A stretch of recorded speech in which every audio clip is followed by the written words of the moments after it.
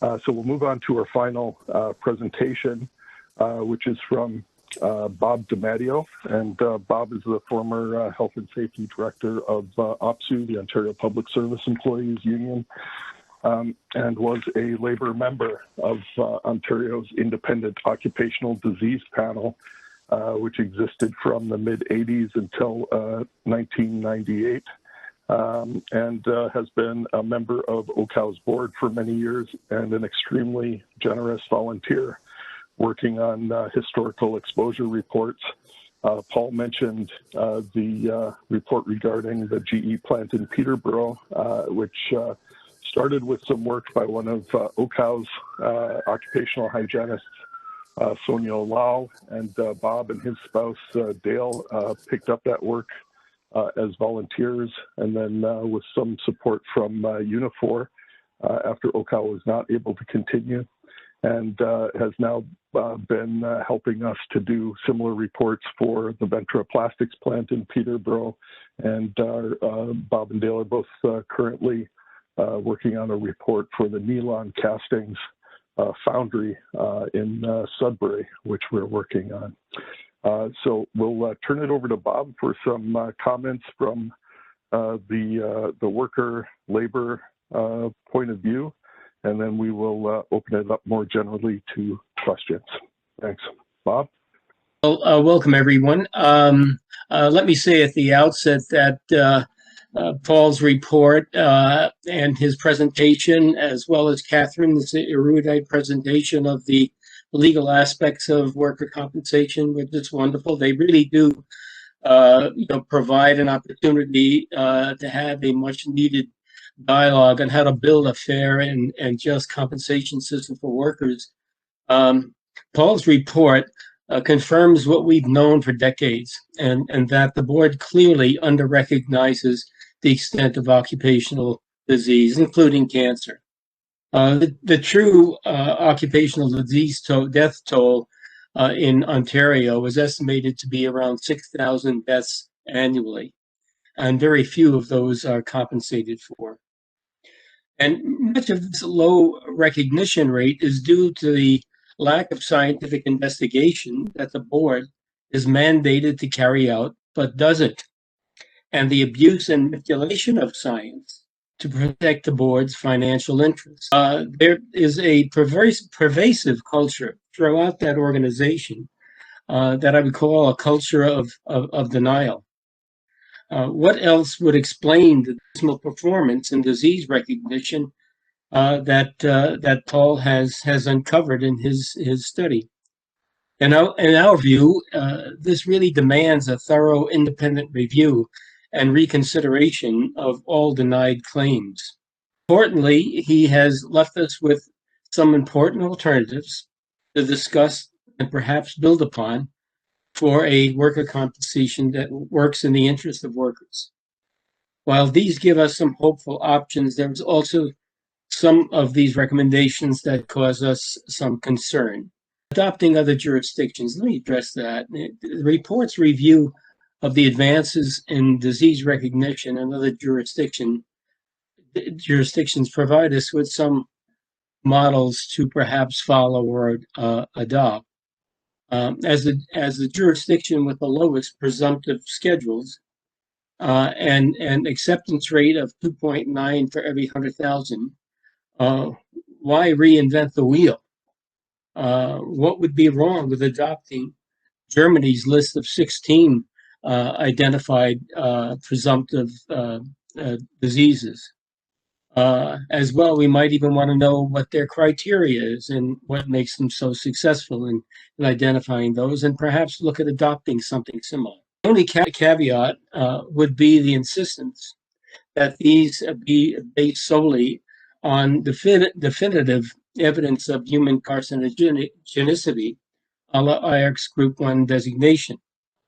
The problem here is with the question of certainty and the difficulty achieving this, and its inconsistency with the provisions in the Act itself, i.e. the balance of probabilities, the benefit of the doubt, indicating that certainty is not really required. This is where such such insistence on scientific certainty can be used, frankly, as a roadblock and not as a liberating feature. Unfortunately, many would argue that this is not an improvement. The board already uses IARC as justification for denying claims on the basis that the chemical or agent didn't qualify as a definitive. Well, waiting for IARC to apply this designation and having regulators accept and operationalize this can take many years. It also fails to acknowledge the political pushes and pulls that go on in such international standard-setting agencies. Witness the squabble over benzene, or industry pressure on the designations of acrylonitrile, vinyl chloride, lead, and a whole host of chemicals claimed to be a boon to mankind. It also disregards that this is a workers' compensation regime that has been set up for those injured workers, injured and harmed at work, in a context of inequality of power and resources. Some would even argue, as did some on the bench of the Supreme Court of Canada, that even the balance of probability test may be inappropriate in a workers' compensation adjudicative forum. Since in the historical compromise, workers already gave up the right to sue in civil court where that test is predominant. And this should not be set, and they should not, in fact, be subjected to this test in such an adjudicative forum to address the additive and synergistic effects. At the same time, we would endorse the view that cancer is a multi-stage process. That's what the science really tells us. And we must address the fact that workers are exposed to multiple carcinogens that involve both additive and synergistic effects. We would also add that we must take into account exposures to endocrine disrupting chemicals, with special attentions to their large impact at minute levels, as well as their powerful contribution to the carcinogenic and metabolic processes. Address the disease panel, which I had a number of years' experience on. Let me say first, we welcome the resurrection of the Occupational Disease Panel as an independent occupational health agency set up to review changes in schedules and policies. Where we would differ is on the composition and the need to empower it to mandate changes.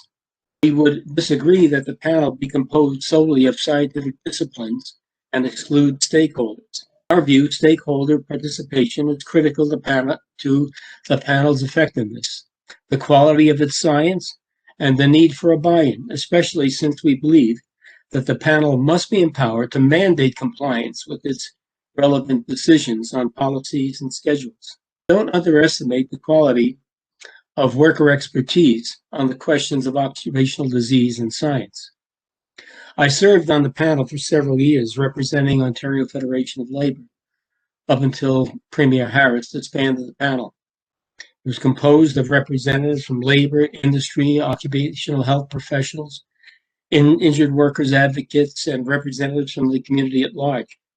My experience that it worked on the basis of scientific consensus. It was run very efficiently with limited funding and resources. Its work was determined by requests from or investigations from the worker community, the board, the Ministry of Labor, and panel members. The panel over the years undertook numerous research projects and produced many reports dealing with scheduling, hazardous occupations, and toxic chemical investigations. Some of these resulted in recommendations to the board and the Ministry of Labor, but were for the most part ignored by the board and the ministry, updating and expanding policies. I totally agree that there is a desperate need to update and expand occupational disease policies. As our Peterborough Action Committee Chair Sue James has found in her review of board policies are out of date in the extreme. At the same time, as we move to update and improve, it's important that we be mindful of the, what I would call the rigidity trap. For example, the current practice of the board to make things like thresholds on latency into legislated dictums, when all they are really are artifacts of epidemiological study and not integral parts of the disease. We are also concerned about over-reliance on IARC and a quest for certainty. On the one hand, we acknowledge that scientific certainty is not required, nonetheless exclude evidence that may not appear strong enough. Important to keep in mind that insufficient evidence is not no evidence. Many would argue that this places an enormous burden of proof on injured workers, those least able to provide such definitive evidence. In addition to this is the meager investigative efforts by the board and the shallow and questionable interpretations from consulting physicians to adjudicators.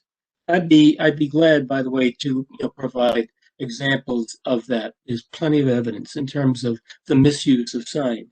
Indeed, it was a frequent practice observed by Dr. Annalee Yossi in her 1980 report to Paul Weiler that consulting physicians tended to discount weak positive studies while exalting the virtues of weak negative studies. Negative, I might add, in most instances because they lack the statistical power to even detect the risk.